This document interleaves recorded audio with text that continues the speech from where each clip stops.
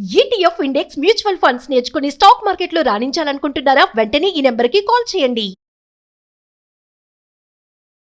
నమస్తే, welcome back to Suman TV. Present మనతో పాటు ఉన్నారు TEDx speaker, legendary award winner in real estate, realtor oxygen founder and CEO and business analyst doctor Nandi Rameshwar Rao గారు. నమస్తే sir. Sir, బంగారం వెండి గురించి మాట్లాడుకుంటే మనం చాలా వీడియోలో చూసుకున్నాము. చిరాకు తెప్పిస్తావు, బంగారం వెండి బంగారం అది పెరుగుతుంది తగ్గుతుంది, అది పెరిగిన వల్ల నువ్వు నవ్వుతావు, తగిన వల్ల ఏడుస్తావు.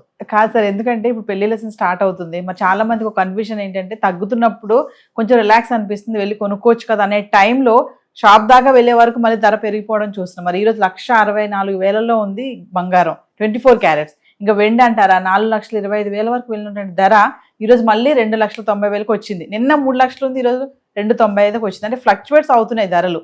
మరి ఈ టైంలో జనాలకైతే కొంచెం కన్ఫ్యూజన్ ఉంది. అంటే మిమ్మల్ని అనలిస్ట్ని అడిగితే చెప్తారు ఈ టైంలో కొనాలా వద్దా అంటే, ఎందుకు అసలు పెరుగుతున్నాయి జనాలు తిట్టుకునేటట్టు చేస్తున్నావు. దీని ముందు 2 డైలాగులు చెప్తా. కరెంట్ తీగ సన్నంగా ఉంటుంది, ముట్టుకుంటే కిలోమీటర్ ఎగిరి పడతావు. మొక్కే కదా పీకిస్తే పేక్ తెగతో వస్తానని చిరంజీవి గారి డైలాగు. ఇది ఎందుకు చెప్పానంటే, మనకి జనరల్గా జనాలకి ఈజీగా అర్థం. ఇప్పుడు కూడా పబ్లిక్లో లోకల్ కోసం చాలామంది వస్తారు. ఎదురింటోటి చెప్పుకోవడానికి మనం ఫ్లాట్ కొనుక్కోవడం, ప్రాపర్టీ కొనుక్కోవడం చేస్తాం. మనకి అవసరం లేదు ఎమ్యూనిటీ, కానీ ఎమ్యూనిటీస్ కొనుక్కుంటాం. మా ఇంట్లో స్విమ్మింగ్ పూల్ ఉంది, నువ్వు జిందగీలో వెళ్ళి స్విమ్మింగ్ పూల్ నువ్వు చేయవు, మీ ఆయన చేయడు, నేను చేయను. చేస్తాం. చిన్నపిల్లలు ఉంటే ఓకే 5 to 10 years వెళ్తాం, లేకపోతే మామూలు ఎస్పెషల్లీ సౌత్ ఇండియన్లో అసలు బయటికి వెళ్ళే సమస్య లేదు. మా తాతగారు వాళ్ళ టైంలో రోడ్డు మీద స్నానం చేసేవారండి, అప్పుడు ఆ ఫీలింగ్ లేదు. ఇప్పుడు అలా కాదు. So what I'm saying is, ఈ గోల్డ్ రేట్ పెరగడానికి ఒక ముఖ్య కారణాలు ఏముంటాయి? వార్స్. ఇప్పుడు కొత్తగా USA ఇరాన్ వార్ మరదు, అంతకుముందు already Iran Israel, India Pakistan, Russia Ukraine, అవన్నీ కూడా మనం చూసాం. సో యుద్ధాలు అయినప్పుడు ఏమవుతుందంటే, కొంతమంది స్వార్థపరులు, కొంతమంది అధ్యక్షులు ఏం చేస్తారంటే, మన కంట్రీ కరెన్సీ బాగా పెరగాలి, స్ట్రాంగ్ అవ్వాలి అనే దాంట్లో వెళ్తే, ట్రంప్ గారు US డాలర్, సో డాలర్ని ప్రతిరోజు కూడా రూపీని వీకెండ్ చేస్తూ డాలర్ని స్ట్రెంగ్త్ పెంచుకుంటూ పోతున్నాడు. అప్పుడు ఏమైంది? రేట్లు బాగా పెరిగినాయి. ఇప్పుడు ఏమైంది? ఎవరైతే 80,000 90,000 గోల్డ్ కొన్నారో ఇప్పుడు అమ్ముకోవడం మొదలుపెట్టారు. 1,60,000 1,64,000, 3-4,000. మళ్ళీ ఈ లాస్ట్ 2-3 days కొద్దిగా పెరుగుతుంది. మధ్యలో జనవరి వరకు పెరిగిన బంగారం వెండి ధరలు ఫిబ్రవరి 1 week 10 days కొద్దిగా 8,000 7,000 కూడా పడింది సింగిల్ లేయర్. ఆ సిల్వర్ అనేది చెప్పక్కర్లేదు, ఆల్మోస్ట్ 30-35% పడిపోయింది. ఇప్పుడు ఏమవుతుందంటే, ఇది అందరూ కొనుక్కునే వాళ్ళందరూ లాభాల కోసం అమ్మడానికి ట్రై చేస్తున్నాడు, కొనేవాడు దొరకట్లే. అప్పుడు రేట్లు పెరుగుతున్నాయని కొనేవారు, ఇప్పుడు రేట్లు పెరగకుండా ఆగిపోయి, సో ఇంకా స్టెబిల్ మళ్ళీ ఫ్యూచర్లో తగ్గిపోతుంది ఏమో అనే ఉద్దేశంతో ఎవరైతే బంగారం మీద ఇన్వెస్ట్ చేశారో ఆర్నమెంట్ కొనేది అది అమ్మలేరు. ఎందుకంటే అమ్మడం అంటే వాళ్ళు వాడుకుంటారు. ఇన్వెస్ట్మెంట్ రూపంలో చూసినప్పుడు ఇన్వెస్ట్మెంట్ రూపంలో కొన్ని బిస్కెట్లు కొనుక్కొని పెట్టుకున్నారు 24 క్యారెట్. వాళ్ళు ఇప్పుడు 80,000 కొనేది 1,60,000 డబుల్ కదా.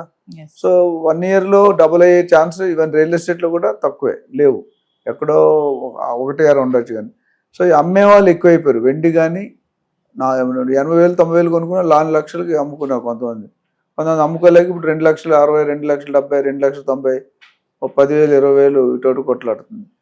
ఇంకోటి అంటే inflation rate, bank repo rate. US federal బ్యాంక్లో ఎవరైతే కరెన్సీ గవర్నర్ ఉంటాడో ఆయన మార్చడం జరిగింది. ఆయనకి ట్రంప్కి యుద్ధాలు అంటే డిఫరెన్స్ ఆఫ్ ఒపీనియన్ ఉంది. ఈయన ఇంట్రెస్ట్ రేట్ పెంచుంటాడు, ఆయన ఇంట్రెస్ట్ రేట్ తగ్గియమంటాడు. ఎందుకంటే మా రిజర్వ్ బ్యాంక్ ఇండిపెండెంట్ బాడీ. ఇప్పుడు మనకి ఏదైతే అట్లనే ఫెడరల్ బ్యాంక్ అక్కడ CMO PM వెళ్ళి అంటే ఏమైనా ఇన్ఫ్లుయెన్స్ చేయలేరు. సో దానివల్ల కూడా ఎప్పుడైతే బ్యాంక్ రేట్లు, ట్రంప్ గారు ఏమంటారు, బ్యాంక్ రేట్లు తగ్గియని అంటాడు. తగ్గిస్తే మార్కెట్ అల్లకొల్లం అయిపోతుంది. అంటే ఫెడరల్ రిజర్వ్స్ రిలీజ్ అవుతున్నాయి. కొన్ని కంట్రీలు గోల్డ్ని మార్కెట్లో వదులుతున్నావు 1,000 టన్నులు 2,000 టన్నులు 3,000. So when demand grows, supply is less, rate పెరుగుతుంది. When supply more, demand less, rate తగ్గుతుంది.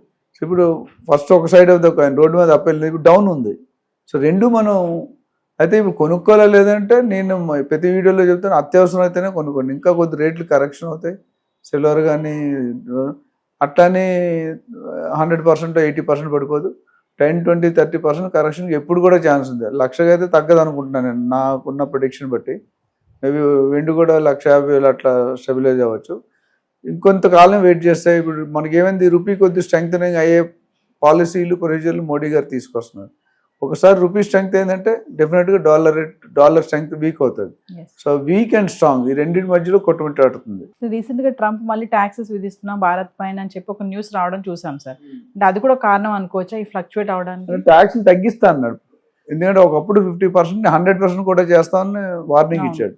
ఒకసారి మనం మదర్ ఆఫ్ ఆల్ డీల్స్ చేసినప్పుడు రష్యా యూరోపియన్ కంట్రీస్తో డీల్ సైన్ చేసాం. రష్యాతో మంచిగా ఉన్నాం, మిగతా కంట్రీస్తో కూడా మనం we are having good bilateral relationship. వీళ్ళందరూ ఒకటైపు వన్ సైడెడ్ అఫైర్ అయిపోతుంది, వన్ సైడెడ్ వార్. ఏదో సినిమాలు ఉంటుంది, ఒక్కసారి నేను తలుచుకుంటే వన్ సైడ్ అయిపోతుంది. ఒకప్పుడు ట్రంప్ అపోజిషన్ ఆయన ఒక్కడు ఒక పక్క, మిగతా కంట్రీలు and rest of the countries in the world ఒక పక్క.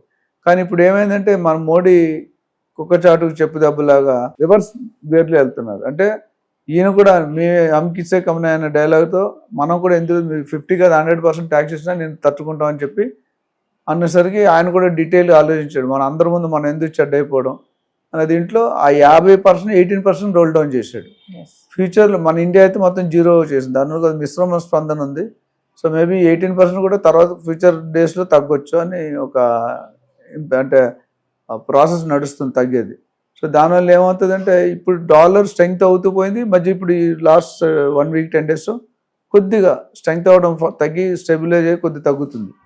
ఈ రెండింటికి మధ్య వేరియేషన్ ఫ్లక్చుయేషన్, రేట్లు తగ్గడం పెరగడం, ఇన్ఫ్లేషన్ రేట్ రావచ్చు, జీడిపి కావచ్చు, యుద్ధాలు కావచ్చు, ప్రొడక్షన్ కెపాసిటీ కావచ్చు. ఇప్పుడు మైనింగ్లో మనం లాస్ట్ టైం మాట్లాడుకున్నాం, సిల్వర్ కానీ గోల్డ్ కానీ మైనింగ్లో చేయాలనుకుంటే ఆ మైనింగ్ కాస్ట్ ఎక్కువైపోతుంది. ఇప్పుడున్న గోల్డ్ మార్కెట్లో గట్రా కొత్త బంగారు రావాలంటే కాస్ట్ ఎక్కువైపోతుంది, దాన్ని ఎవరు ప్రొడ్యూస్ చేయట్లేదు. సో అది ప్రొడక్షన్ ఎక్కువైతే ఒకలా ఉంటుంది, ప్రొడక్షన్ తక్కువైతే ఒకలా ఉంటుంది. సో కొనుగోలుదారు మైండ్ మారుతుంది అన్నమాట. ఇప్పుడు ఇంకో మళ్ళీ ఫర్దర్ తగ్గిపోతుందని తీసుకున్న వాళ్ళందరూ ఎవరైతే ఇన్వెస్ట్ చేస్తారో సిల్వర్ కానీ ఇది కానీ మార్చుకుంటున్నారు ఐడియాని. అదేవిధంగా ఫ్యూచర్లో మోడీ గారు ఏదైనా పొరపాటున 500 రూపాయల నోట్లు తీసేసి వేరే నోటు 100 రూపాయలు 50 రూపాయలు పెడతా ఉంటే అప్పుడు సిల్వర్ నోట్లు, బంగారు నోట్లు, కాపర్ నోట్లు వస్తాయి. ఆల్రెడీ కాపర్ కూడా బిస్కెట్ల కింద అమ్మడం మొదలుపెట్టారు. సో మెటల్స్ అన్నీ కూడా కాస్ట్ వస్తుంది. బట్ ఈ ట్యాక్స్ తగ్గడం వల్ల ఆ ట్రేడింగ్ రేట్లు కూడా తగ్గి మార్కెట్ తగ్గితే it's a positive sign to win win situation అందరికీ. Thank you.